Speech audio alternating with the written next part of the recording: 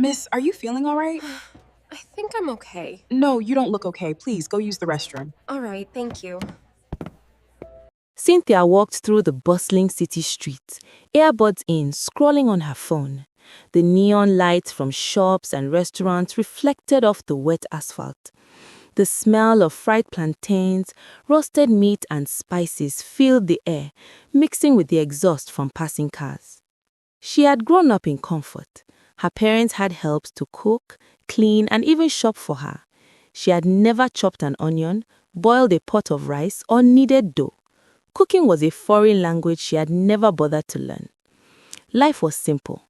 She ordered food, ate it, and moved on. Breakfast, lunch, dinner, every day was the same. Tonight, however, there was something different. She passed a restaurant tucked in between a rundown electronics shop and a corner store. Its sign flickered unevenly, the letters crooked. Anyhow restaurant. A curious smell wafted toward her, spicy she couldn't name, smoke calling from somewhere unseen. Cynthia paused. Normally, she would have kept walking. She didn't know why, but tonight she felt drawn. Maybe it was hunger, maybe curiosity. With a shrug, she pushed open the door. The inside looked ordinary at first. Neon lights buzzed softly, tables lined neatly, a faint smell of food and oil hanging in the air. The hum of conversation mixed with the clatter of dishes. A waitress glanced at her, gave a small smile, and went back to serving customers. Cynthia took a seat and scanned the menu. Everything sounded delicious. The chef's special caught her eye. Rich, colorful, exotic. She ordered it without hesitation. She didn't care how expensive it was. She had always gotten what she wanted. While waiting, she watched the other diners. Some laughed, some whispered. The music was soft, but it felt slightly off, like it was coming from somewhere deeper, somewhere hidden. A shiver ran down her spine, but she shrugged it off. She was used to city noises, to odd smells, to flickering lights.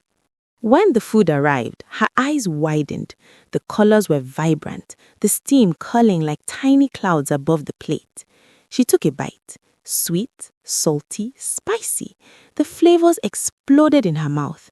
She ate quickly, savoring each bite. For Cynthia, this was normal.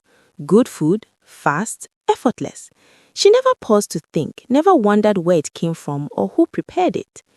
But tonight, something in the air felt different. A faint chill ran down her back. The neon lights flickered just for a second longer than usual. She shook her head. I'm imagining things, she told herself. It's just a restaurant. As she leaned back, finishing the last bite, a strange feeling crept into her stomach, a light, unsettling twist, like a warning she couldn't name. She blinked, shook her head again, and leaned forward. From somewhere behind the counter, the waitress's voice came, calm and soft. Miss, are you feeling all right? Cynthia waved her off, smiling weakly. I'm fine, she said, though her stomach protested. But deep down, she felt a flicker of unease. Something told her this night was about to change everything she thought she knew about food and about herself. Cynthia pressed her hand against her stomach as a wave of unease rippled through her. At first, it was just a twist, subtle, almost like a warning. But the flutter grew sharper, curling up into her chest. She leaned back in her chair, trying to steady herself, but the room tilted. The neon glow from the dining area buzzed faintly, casting shadows that danced across the walls in impossible ways.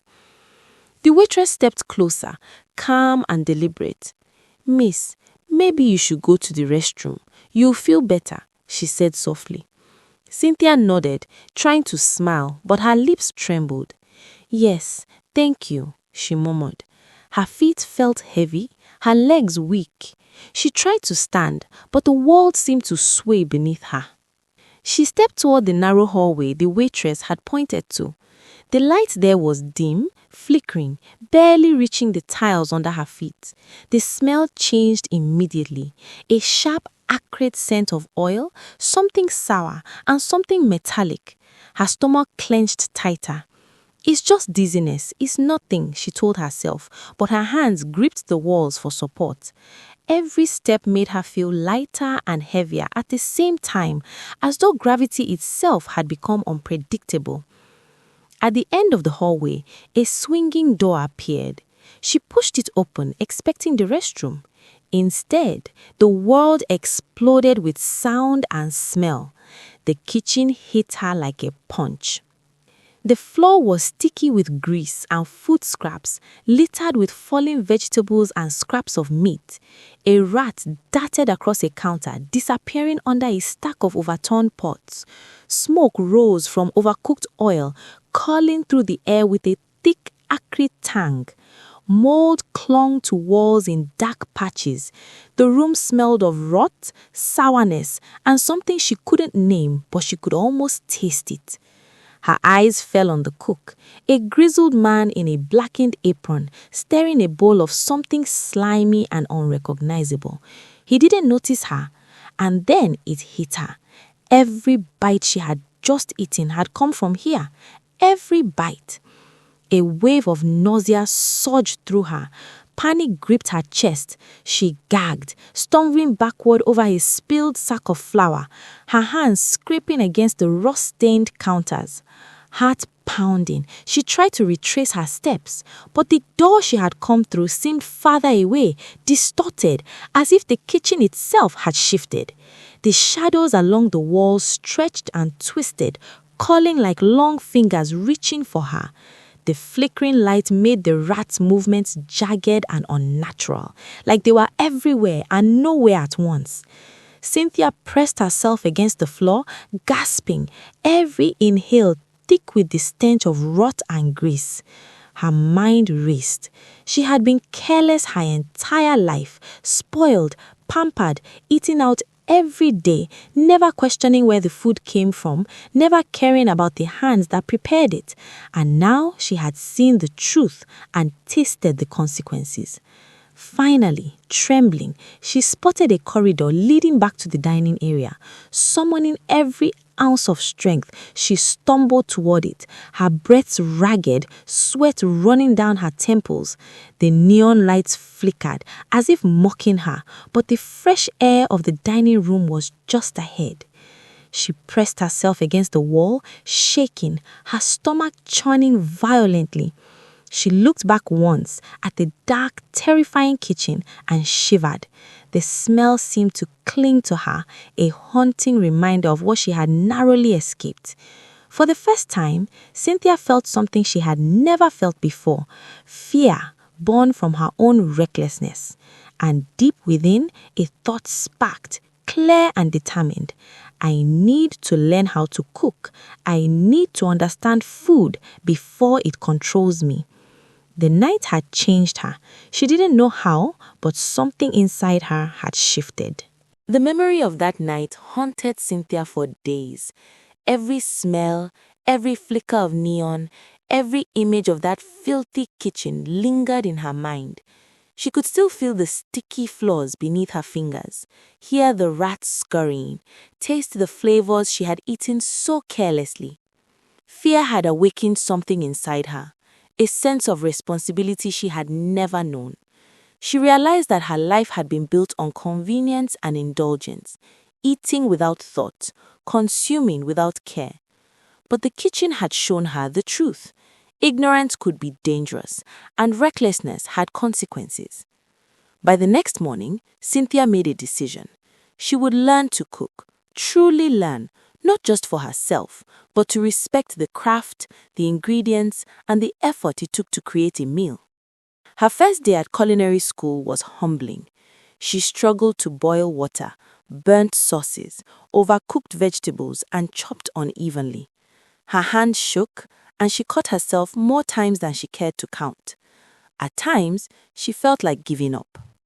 But she remembered that kitchen, the chaos, the stench, the rats, and it pushed her. Slowly, with patience and determination, she began to improve. She learned to clean her workstation, prepare ingredients properly, and cook each dish with care and precision. Every failure became a lesson, every mistake a reminder of the cost of carelessness. Months passed. Cynthia transformed, The girl who had never boiled water now kneaded dough with ease, roasted meat to perfection, and balanced flavors like an artist. She learned to see food not as convenience, but as creation, respect, and life. Eventually, she opened her own restaurant. Spotless countertops gleamed under warm lights. Ingredients were fresh, carefully stored, and handled with precision. Every dish carried the mark of her care and respect. Customers came from all over the city, drawn by the flavors, the presentation, and the meticulous attention to detail. Sometimes, late at night, when the kitchen was quiet and the aroma of fresh herbs filled the air, Cynthia would pause and remember Anyhow Restaurant. She would smile softly, thinking of the nights that had changed her life forever. Carelessness has consequences. Ignorance can lead to danger, but fear and mistakes can also spark growth. Respect your food, respect the craft, and approach life with care, or the price may be higher than you imagine. If you enjoyed Cynthia's story, don't forget to like this video, comment your thoughts, and subscribe for more amazing African tales. Your support helps us share more stories that inspire, thrill, and teach lessons you'll never forget. Cynthia had learned her lesson, and now it's your turn to take the first step.